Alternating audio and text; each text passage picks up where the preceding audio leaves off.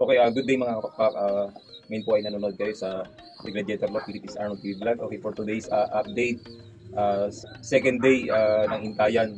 Okay, suddenly, ang result is isa lang po yung nakauwi natin, si Blue, si APRX 201584. Siya po yung tatay ng mga ibang nilalaro natin.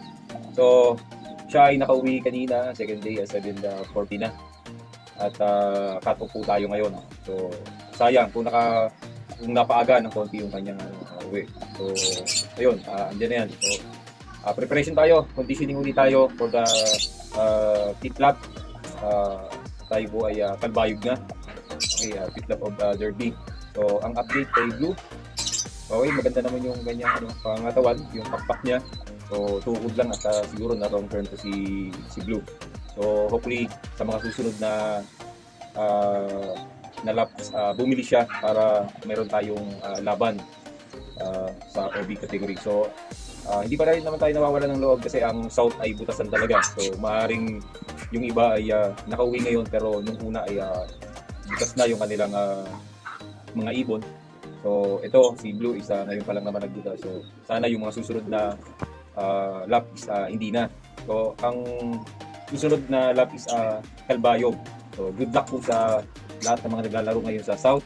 So, medyo aminin ko medyo nakakalungkot kasi ang expect ko kay Blue is makakauwi ng mas maaga.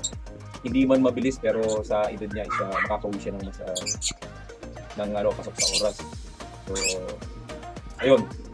Kanina, ang paa niya is Reprotect.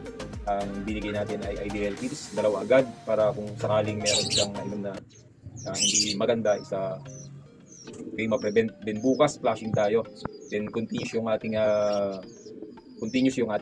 conditioning sa kanya.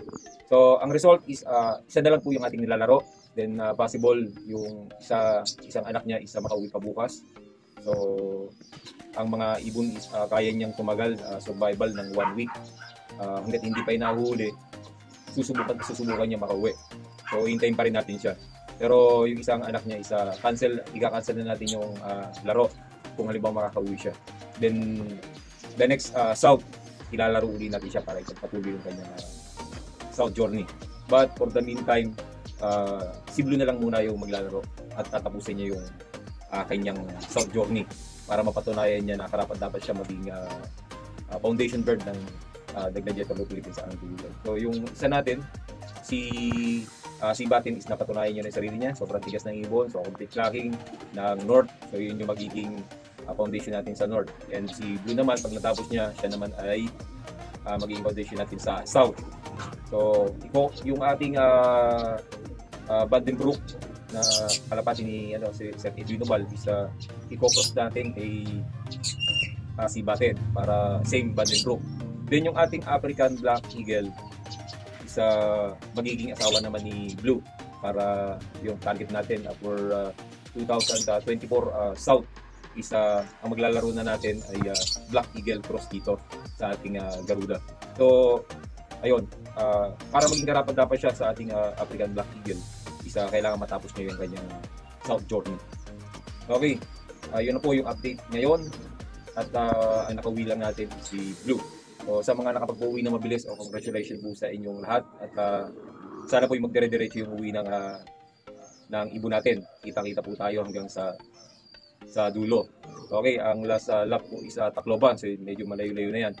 Ngayong darating na Kalbayog is tawid dagat na, struggle sa mga ibon. Lahat ng mga ibon na hindi marunong tumawid ng dagat is possible hindi na makauwi. So good luck po sa mga ibon natin. So ang gagawin natin is continuous motivation. I-orient natin siya sa kanyang asawa. Then ayun, medyo madalas yung ating paloplay para mas magkaroon ng muscle yung kanyang bagwis. Then ayun, updates sa flashing hanggang sa conditioning patuka. Kailangan nating makumpleto para pagdating ng laban is talagang maganda yung kanyang kondisyon. Yun na lang yung ating may tutulong sa kanya. Then sa Kalbayog, siya na ang bahala.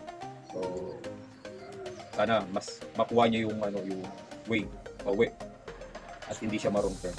Okay, yun lang po yung update. At good luck po sa lahat. Mabuhay po kayo. Good.